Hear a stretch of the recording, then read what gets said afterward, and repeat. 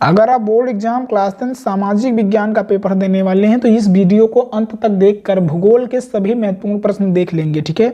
इस वीडियो में आपको भूगोल के सबसे महत्वपूर्ण प्रश्न बताने वाला हूं जो बोर्ड एग्जाम 2024 की दृष्टि से बहुत ही इंपॉर्टेंट है। आप क्या करेंगे, आप वीडियो को अच्छे से समझकर क्या करेंगे, इन सारे क्वेश्चन को अच्छे से तैयार कर लेंगे, ठीक है। इन सभी क्वेश्चन को तैयार करेंगे तो आपकी तैयारी क्लास 10 सामाजिक विज्ञान की जो है वो बहुत ही बेहतर होगी। ये क्लास 10 के लिए है, तो आप क्या करें, आप इन सभी भूगोल के सभी प्रश्नों को अच्छे से समझ लेंगे और अपनी तैयारी को बेहतर करेंगे। तो आइए देखते हैं जो हमारा पहला क्वेश्चन है वो क्या है। पहला क्वेश्चन है नवीकरणीय संसाधन क्या है, इन्हें कितने भागों में विभाजित किया जाता है। जो नवीकरणीय संसाधन है वो क्या है और इनको हम कितने भागों में विभाजित करते हैं ये आपको बताना है। तो इसका उत्तर आप देखेंगे, नवीकरणीय संसाधन वे संसाधन हैं जिन्हें भौतिक, रासायनिक या यांत्रिक प्रक्रियाओं द्वारा नवीकृत या पुनः उत्पन्न किया जा सकता है। बहुत ही आसान है। नवीकरणीय यानी नवीकरण मतलब नया, ठीक है, नया करना, किसी चीज को नवीकरण यानी नया करना, अगर आप इसको समझना चाहें तो, ठीक है। देखो नवीकरणीय संसाधन का क्या मोटिव है, वे संसाधन होते हैं जिन्हें भौतिक या रासायनिक यांत्रिक प्रक्रियाओं द्वारा फिर से नया किया जा सकता है, नवीन किया जा सकता है या पुनः उत्पन्न किया जा सकता है। उन्हें नवीकरणीय योग्य या पुनः पूर्ति योग्य संसाधन कहा जाता है, ठीक है। तो आई होप आप समझ गए होंगे नवीकरणीय संसाधन जो है वो क्या है। देखो जैसे सौर ऊर्जा, पवन ऊर्जा, जल व वन्य जीव, ये सारे क्या है, नवीकरणीय ऊर्जा संसाधन है, ठीक है। अब इनके जो भाग हैं वो दो भागों में इनको विभाजित किया गया है। क्या क्वेश्चन में पूछा गया है, नवीकरणीय संसाधन क्या है, इन्हें कितने भागों में विभाजित किया गया है। तो हमने नवीकरणीय जो संसाधन है उनकी परिभाषा दे दी। अब हम उनके भागों को विभाजित करेंगे। पहला सतत संसाधन, इन संसाधनों को एक समय पर प्रयोग और पुनः प्राप्त किया जाता है। ये जो संसाधन है उनको एक समय पर प्रयोग किया जाता है और पुनः प्राप्त किया जा सकता है। जैसे बहता हुआ जल और विकिरण हवा आदि, ये सारे सतत संसाधन है। कौन से संसाधन है, सतत संसाधन है, ठीक है। और दूसरा देखो जैविकीय संसाधन, ये संसाधन जैविक प्रक्रियाओं द्वारा बनते हैं। इनको दो भागों में वर्गीकृत किया जाता है। प्रथम प्राकृतिक वनस्पति और द्वितीय वन्य जीव। तो आई होप आपने क्या समझा कि जो नवीकरणीय संसाधन है वो क्या होते हैं। नवीकरणीय संसाधन के दो भाग होते हैं, पहला सतत संसाधन, दूसरा जैविकीय संसाधन, ठीक है।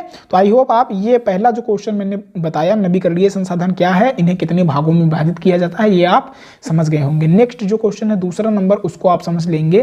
दूसरा नंबर क्वेश्चन है संसाधन नियोजन की प्रक्रिया को स्पष्ट कीजिए। संसाधन नियोजन की प्रक्रिया क्या है, इसको आपको स्पष्ट करना है। ये सारे क्वेश्चन जो हैं वो board exam class 10 social science के लिए बहुत ही इंपॉर्टेंट है। आप इन सभी प्रश्नों को तैयार करें और अपनी तैयारी को बेहतर करेंगे। तो देखो उत्तर क्या है, संसाधन नियोजन की प्रक्रिया में निम्न चरण होते हैं। जो संसाधन नियोजन है उसकी प्रक्रिया में निम्न चरण होते हैं, इस प्रकार से आपको लिखना है। पहला चरण क्या है, देश के विभिन्न प्रदेशों में संसाधनों की पहचान करना और उनकी तालिका बनाना प्रमुख कार्य है। पहले तो हम संसाधनों की पहचान करेंगे, फिर उसके बाद क्या करेंगे, संसाधन नियोजन करेंगे। पहले हमें संसाधन की पहचान होनी चाहिए, उसके बारे में ज्ञान होना चाहिए, तभी तो हम उसका नियोजन करेंगे।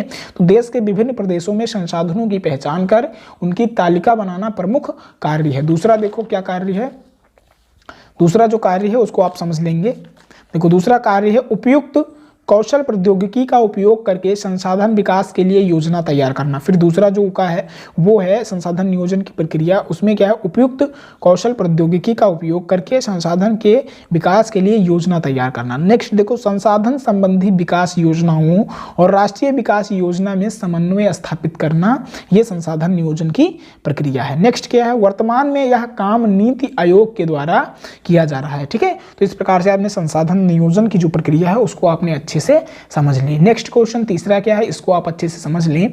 भूमि एक महत्वपूर्ण प्राकृतिक संसाधन है। बिल्कुल सही बात लिखी है, भूमि एक महत्वपूर्ण प्राकृतिक संसाधन है।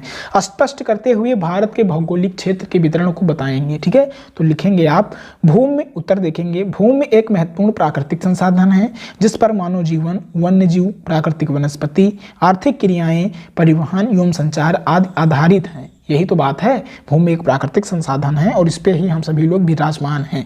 मानव का जीवन हो गया या वन्य जीवन हो गया या प्राकृतिक वनस्पति, पेड़ पौधे हो गए और जो आर्थिक क्रियाएं हो रही हैं, परिवहन और संचार हो रहा है, ये सारी चीज़ें भूमि पर ही आधारित हैं। इसलिए भूमि एक बहुत ही महत्वपूर्ण प्राकृतिक संसाधन है। इसको आप बनाकर भी लिख सकते हैं अपने से। भूमि एक सीमित संसाधन है। वास्तव में जो भूमि है वो एक सीमित ही संसाधन है, ठीक है। आज के युग में जनसंख्या वृद्धि के कारण भूमि की कमी बहुत ज़्यादा हो रही है, ठीक है। तो यह एक सीमित साधन जो है, संसाधन जो है वो बन गया है, ठीक है। अब देखो भौगोलिक क्षेत्र, देखो 43% भू क्षेत्र मैदान है जो कृषि एवं उद्योग में विकास के सहायक है। ठीक है, 43% जो है वो भूमि जो है वो क्या है, मैदान है, और जिसमें कृषि और उद्योग होते हैं। ठीक है, ये विकास में सहायक करती है।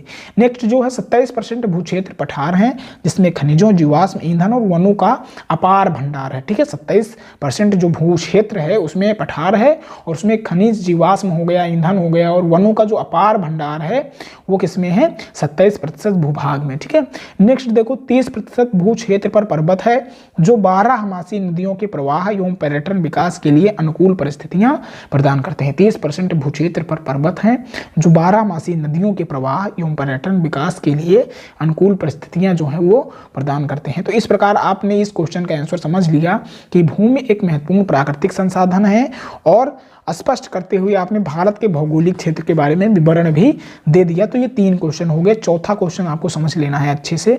एक संसाधन के रूप में मिट्टी के महत्व पर प्रकाश डालिए, क्योंकि मिट्टी का जो महत्व है वो आप बताएंगे एक संसाधन के रूप में। ठीक है, क्योंकि मिट्टी जो है वो भी एक संसाधन है। उत्तर देखेंगे, मिट्टी प्राकृतिक द्वारा प्राप्त संसाधनों में एक है। मिट्टी जो है वो प्रकृति के द्वारा ही प्राप्त एक संसाधन है। समस्त जीवधारी प्रत्यक्ष अथवा परोक्ष रूप से अपने जीवन के लिए मिट्टी पर ही निर्भर होते हैं। समस्त जीवधारी प्रत्यक्ष या परोक्ष रूप से मिट्टी पर ही निर्भर रहते हैं। मिट्टी मानव एवं वनस्पति जगत व जीव जंतुओं के अस्तित्व के लिए अनिवार्य घटक है। अगर मनुष्य का और जीव जंतुओं का और वनस्पति का अस्तित्व होना अनिवार्य है तो उसके लिए जो घटक अनिवार्य है वो क्या है, भूमि और मिट्टी ही है। ठीक है, फिर देखो मिट्टी समस्त जीव जगत की खाद्य एवं आवश्यकताओं की पूर्ति करती है, और जो मिट्टी है वो समस्त जीव जगत की खाद्य एवं आवश्यकताओं की पूर्ति करती है। आई होप आप इस क्वेश्चन का आंसर समझ गए होंगे। अगर ये क्वेश्चन बनता है तो आप बोर्ड एग्जाम में इसका आंसर लिख के आएंगे। नेक्स्ट क्वेश्चन देखो 5 नंबर, जल दुर्लभता क्या है, इसके 3 प्रमुख कारण बताएंगे। उत्तर लिखेंगे, जल की मांग की तुलना में मात्रा का कम होना जल अभाव कहलाता है। जैसे जल की जितनी मांग है उसकी तुलना में मात्रा कम होना जल की, वो जल दुर्लभता ही कहलाएगा। ठीक है, अथवा जल के विशाल भंडार तथा नवीकरणीय गुणों के होते हुए, अथवा जल के विशाल भंडार अथवा नवीकरणीय गुणों के होते हुए यदि जल की कभी कमी अनुभव की जाए तो उसे जल दुर्लभता कहते हैं। तो आई होप आप जल दुर्लभता क्या है ये आप समझ गए होंगे। इसके 3 प्रमुख कारण देखो, जल दुर्लभता जो है वो किसके कारण होती है ये आपको समझ लेना है। देखो जल दुर्लभता के मुख्य कारण निम्नलिखित हैं, इस प्रकार से आप लिखेंगे। पहला कारण जल का अतिदोहन, बहुत ज्यादा ही प्रयोग में लाया जा रहा है जल और उसको बेकार किया जा रहा है। दूसरा देखो जल का अत्यधिक उपयोग या उपभोग, बहुत ज्यादा जल की जो नीड है वो बढ़ती ही जा रही है। नेक्स्ट देखो थर्ड जो है जल संसाधनों का असमान